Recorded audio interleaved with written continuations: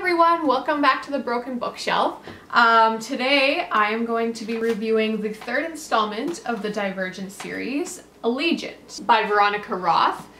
I have to say this was actually one of my favorite books in the series. I like Divergent because I saw myself in what Tris was going through, but I really like Allegiant because of the emotions it sparked in me. There's a lot of really heavy emotional parts that brought this book to another level for me. One thing I want to address right off the bat is the fact that we are now all of a sudden getting both Tris and Tobias's perspective. So every chapter you're switching back and forth. It really threw me off. Like both the first and second time reading, I completely forgot that this was how it was written. Even when I was already toward the end of the book and I knew that that was happening, I still found myself like forgetting, and I would start reading the chapter in Tris's voice in my head, and all of a sudden I would be like, oh, this doesn't make sense. It is very jarring, to be honest, but once you get to the end of the book, you see why it is necessary. I read a book recently where the character is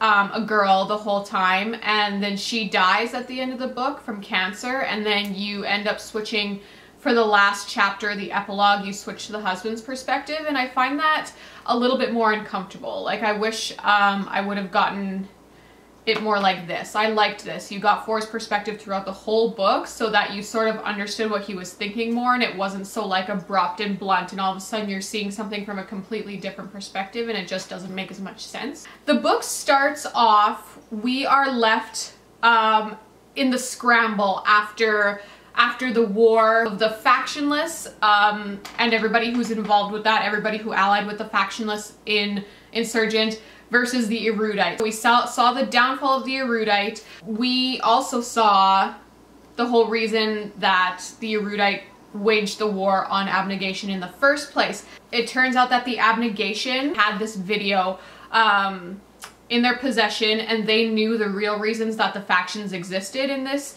dystopian society. They play it, and it's this woman by the name of Amanda Ritter who claims that the factions were essentially put together as a way to fix the problems of the current society. Basically, we're not fighting a war against terrorists, we're fighting a war against human nature, and put people into these factions to try and fix the problems that human beings had inside of them. And so she said, once you start seeing a large divergent population in your factions, it's time to leave. You need to bring all the divergent people out into the world, basically to try and save us. It also turned out, she said, I'm going to be one of the first people to volunteer to go into the experiment. I'm going to be changing my name to Edith Pryor. So she is an ancestor of Tris and Caleb. So now that the factionless are in power, we all of a sudden see that Evelyn is actually a dictator just as much as Janine was. She has different goals, but her way of attaining those goals are the exact same as Janine. She wants people to just accept her ideology without question. She doesn't want anybody to show any loyalty to the factions. She wants the factions completely destroyed, and in doing so, she's not giving people any choices. What rises up out of that is the Allegiant. Their goal is to stay true to the original intent of the factions, either returning to the original state of the factions, or they want to, now that they've seen this video, they want to go out into the world, as Edith Pryor said the goal of the factions was. Half of the Allegiant group stays under the leadership of Joanna from Amity, and the other half, led by Kara,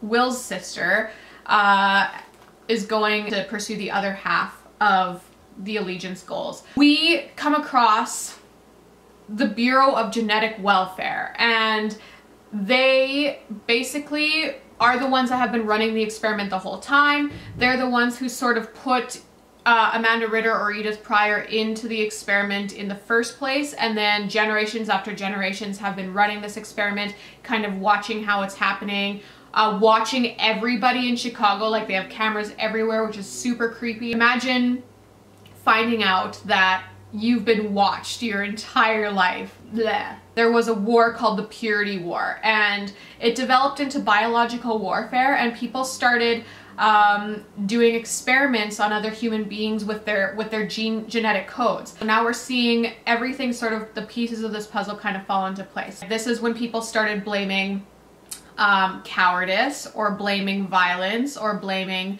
a lack of knowledge, etc., etc., for the different things that were going wrong in society. And so when they started doing this genetic testing, they started removing characteristics for those things. So for example, they started removing the characteristics for cowardice, or they started removing the characteristic for just a lack of desire for knowledge. But then they saw this problem arise that people would overcompensate. So once you remove the ability to be a coward, people started becoming cruel, and you saw that in Dauntless. You saw Eric, who is a very cruel person, and Max. They didn't have the ability to identify with other human beings. And so these people that now had these genes that had been altered were now being referred to as genetically damaged. Like, as if you could get any more like dramatic than that. They are genetically damaged. I cringe every time. That would be the equivalent of going up to someone and being like, you're damaged. Like, it's offensive. And so you have in these books basically the equivalent of racism, unfortunately. And the genetically pure people always look down on the genetically damaged people. The Fringe is full of genetically damaged people who just wanted to escape the government because they just could not get, like, they don't have any rights. Everybody knows what it's like to be a teenager and have their parents kind of be like, all you're doing is standing up for yourself and trying to explain the way you view things, and they're just sort of brushing it off and attributing it to the fact that you're too young to understand and stuff like that. And you're like, no, but I have my own viewpoint. Like, it's a valid opinion, but they just won't listen. And so that's what it's like for the genetically damaged people. Their viewpoints just are not valid because they don't have valid genes, according to the government. What I got from this, just because somebody has been labeled in a certain way doesn't mean that they're any less than they were 5 minutes ago. An example of this in the book is that we actually discover that 4 isn't divergent like we thought. His genes aren't completely healed. 4 now is being labeled as genetically damaged, and he takes it hard. Triss keeps trying to tell him, like, that doesn't change anything. 5 minutes ago, we didn't know you were genetically damaged. You're still the same person you were. You're still that strong, confident, capable 4 that I knew before we came here. This label doesn't change anything. What I took from this is just recognizing that just because there's a certain label in society telling certain groups they can't do things or they can't rise to certain standards, that doesn't mean anything. It's all a load of crock. If you would have known that person before the label was put on them, you would have probably seen them in a completely different light. One character that we see rise up out of this idea of genetically damaged versus genetically pure is a girl named Juanita, or she goes by Nita. She is genetically damaged, and she ends up asking for help with this little scheme that she has to sort of get back at the genetically pure people. She leaves a couple very important details out. Before she sort of lets 4 in on the plan, she sort of leads him on, kind of feeling out what he thinks about the genetically damaged versus genetically pure idea. One of my favorite quotes in the book kind of comes out of this moment. Nita says, like, nothing's changed, but now you just have a better idea of your own limitations. Every human being has limitations. He says, this is ridiculous. Why do you or they or anyone get to determine my limits? I think that's the attitude. Like, I want to go out with that attitude in society as well, and I want to look at other people with that attitude. You don't have limits. The only limits that will be effective in your life are the ones that you've decided to put there yourself. Or decided to accept yourself. Never allow yourself to be limited.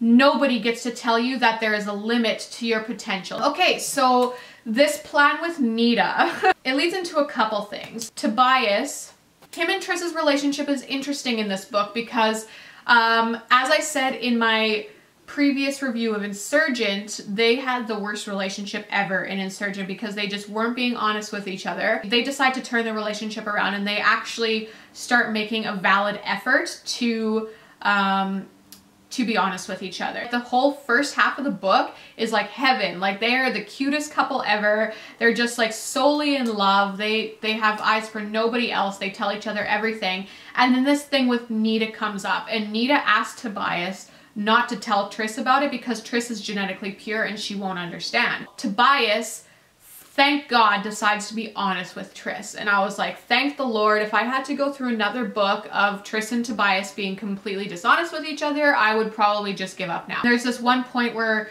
like he recognizes the wrong train of thought he had. Nita is telling him like, you need to protect Tris. She can't know about this for her own protection. In the end, he's like, Tris is strong enough on her own. She doesn't need me to protect her. And I think that is a huge moment in their relationship. I think sometimes we find excuses to lie to people, and we need to break those down. They don't need us to lie to them for their own protection. And so they meet Nita, and Nita tells them her plan, or like the manipulative version of her plan, and Tris sees right through it. She's like, Tobias, she is clearly lying. I don't want you to do this. Don't do this. But at this point, Tobias is really torn up about the fact that he himself is genetically damaged, and he's like, no, I need to do this. Tris is really upset. She's mad that Four won't listen to her again. But Four decides to go through with it anyway, which is really unfortunate because I think one of the saddest moments of the series comes out of this for me, Uriah's death. I love Uriah. I mean, he was one of the original ones to accept Tris, to really show her to show her friendship in the Dauntless compound, even though he was a Dauntless born initiate and she was a transfer. What ended up killing Uriah and putting him in a coma was some explosions that were supposed to divert attention away from the weapons lab. And one of those explosions happened when Uriah was standing right by it. We saw a lot of Tris's friends die, a lot of other initiates die. We saw Marlene and Lynn and Will. I think Uriah's death affected me more than Will's did, aside from the fact that like Tris was so torn up about Will. The death of the character itself, I was really sad about Uriah. He was always a source of joy for the other characters. So in the midst of all this stuff going wrong, he had his own depressions, he had an alcohol problem, but he always knew how to put on a good face and be brave, and encourage the people around him. And for some reason, I just loved Uriah. I was torn up by his death. Were any of you guys torn up by anybody else's death? Like any of the other initiates? What was the worst death for you? Let me know in the comments. Let's get talking about it. Maybe you'll convince me. But I think out of all the secondary characters, Uriah's death was one of the hardest for me to take. I like where Tris and Tobias's relationship goes from here, and I want to talk about that actually, because we've seen Tris and Tobias's relationship go from here to here to here to here, and it's about to go back up again. I know in Insurgent, like even in my other review, I said like, man, their relationship sucks in this book. Like it's hard to read, it's frustrating.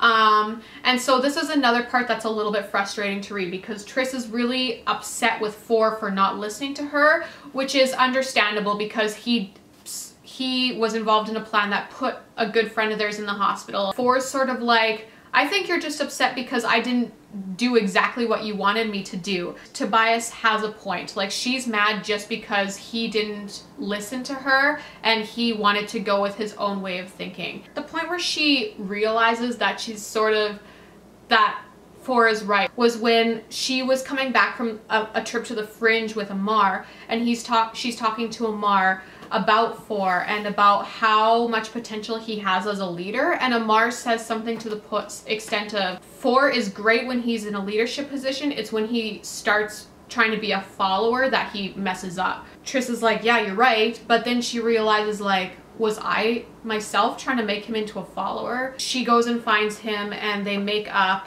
Then comes one of my favorite quotes in the whole book, and I'm going to just read it for you because I could not do it justice by just explaining it. She says, I used to think that when people fell in love, they just landed where they landed, and they had no choice in the matter afterwards. And maybe that's true of beginnings, but it's not true of this. Now, I fell in love with him, but I don't just stay with him by default as if there's nobody else available to me. I stay with him because I choose to. Every day that I wake up, every day that we fight or lie, to each other or disappoint each other. I choose him over and over, and he chooses me. And that quote, it's like, I'm on the verge of tears right now. It's giving me shivers because that is love. And the thing with Tris and Tobias's relationship, as we saw in Insurgent, it's far from perfect. They fight a lot. They've gone through their trials where they lied to each other in order to protect each other. But over and over, they forgive each other and they decide to move forward together because they chose each other. And that's what real love is. And so despite the fact that it's hard to read that relationship, and I just, like, as a reader, you just want so bad for them to just get along and for things to be peachy keen. That is not real. That is not life. And so I applaud Veronica Roth for making their relationship real, for making it hard to read, because that is real life. Even though I hated their relationship in Insurgent, without all those trials, with all that turmoil in the relationship, we never would have got this beautiful moment, this moment of choosing. It would have fell completely flat. Like, you read that paragraph and you're like, that quote is life-changing for me. There's going to be trials, but you need to just keep choosing each other, and that's what's important in the end. Another interesting part of this Bureau of Genetic Welfare visit is that Tris gets to read her mom's journal. Her mom actually came from the Bureau of Genetic Welfare. She worked there, and they put her into the simulation to fix a problem. So we find out a lot about Tris's mom, actually, which is really good, because Tris's mom and dad, both of them, were a mystery, because in abnegation, you're not really allowed to talk about yourself. It's seen as selfish. Her mom always just seems so mysteriously wise. So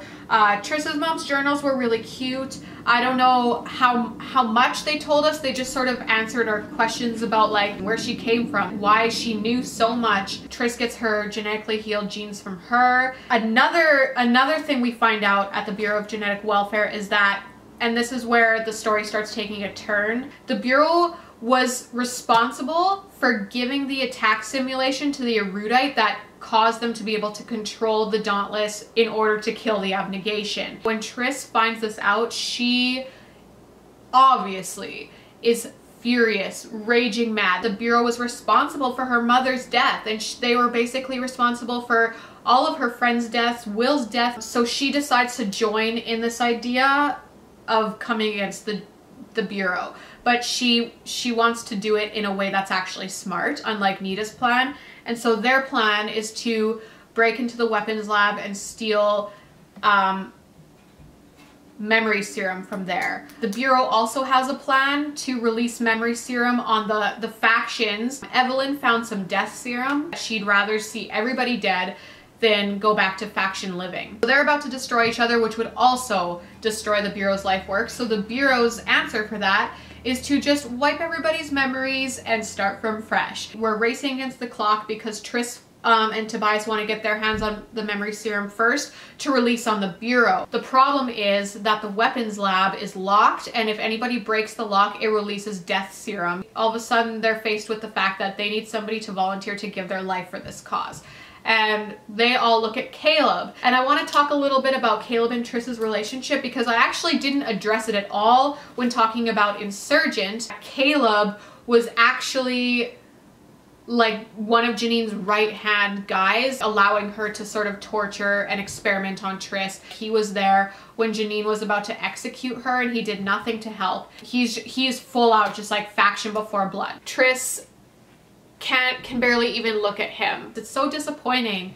Like, just imagine your own sibling standing there allowing your execution. It's so hard to get my head around. The whole time Tris is struggling to forgive him, a part of me felt sorry for Caleb and the way she was treating him the whole time, but then I just have to step back and remember, like, he is her brother, and he basically, like, just stood there while Janine was about to kill her. Like, if my brother decided to hand me over to be executed, I don't know what I would do. Like, how, I think I would probably never speak to him again. It's an interesting dynamic between the two of them, because she's trying to forgive him and he's clearly sorry. With all the revelations he has from the Bureau and how they were behind everything, and everything he thought to be true was a lie. Because of his betrayal, nobody likes him.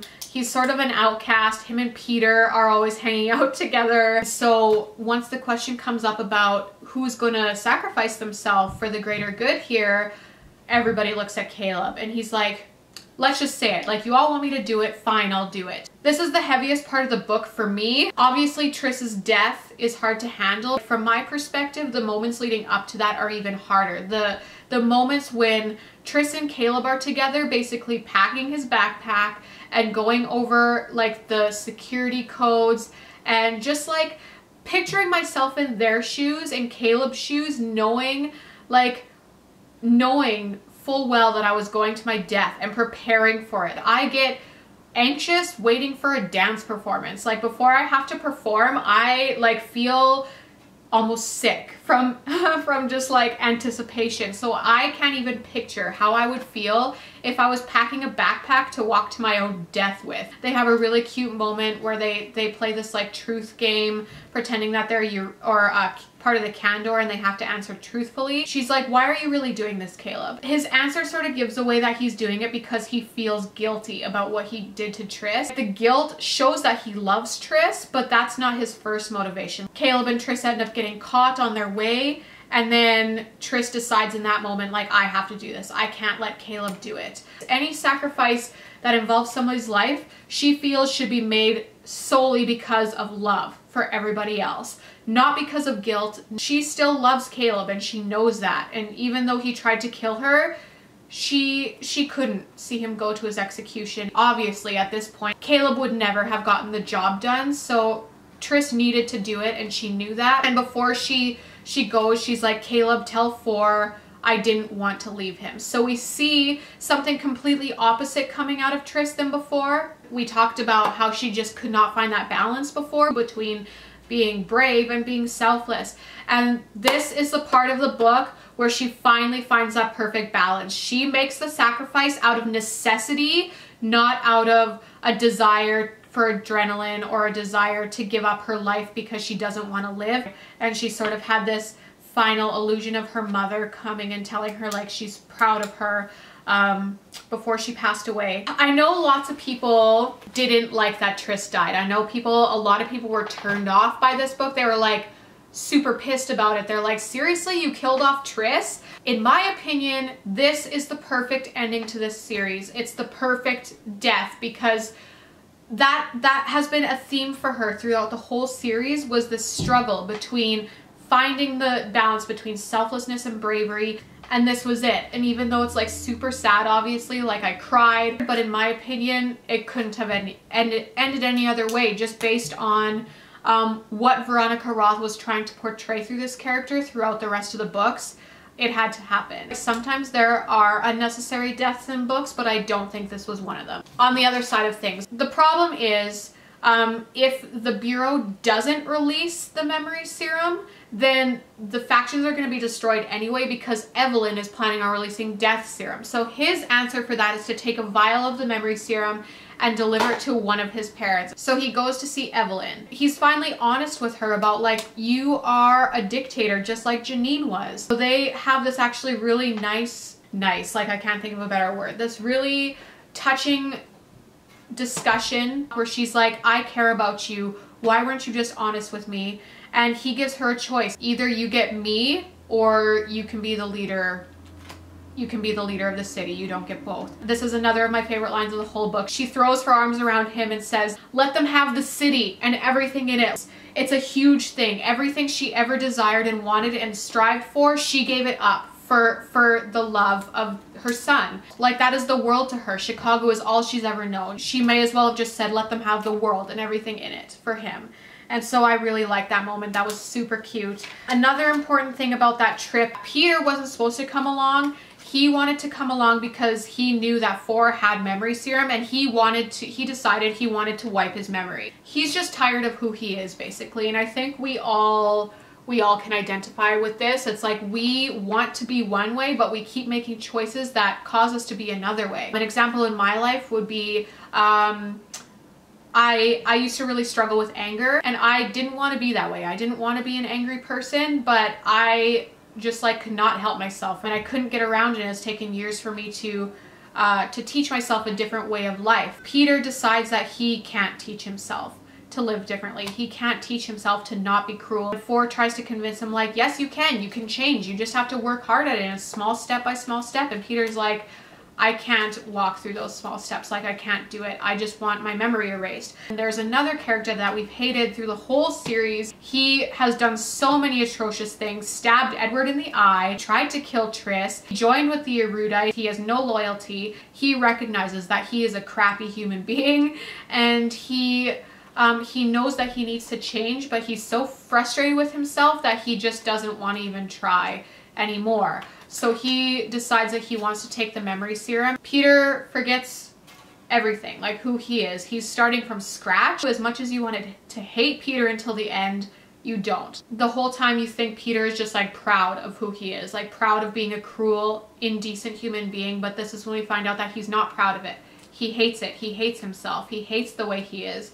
And so your opinion of him, it has to change. This sort of plays into a theme through the whole series that I think Veronica Roth is touching on, is that you don't know why people do what they do. People have reasons for doing what they do, and they might not be what you think. So it came up in the erudite. We see Janine doing these awful, cruel things, but we find out later that she's doing it because she views it, like what she's doing, as for the greater good. We see the same with David, the head of the bureau. He legitimately thinks that his experiments are for the greater good. The end justifies the means. So they wanted the future generations to benefit from any sacrifices they had to make.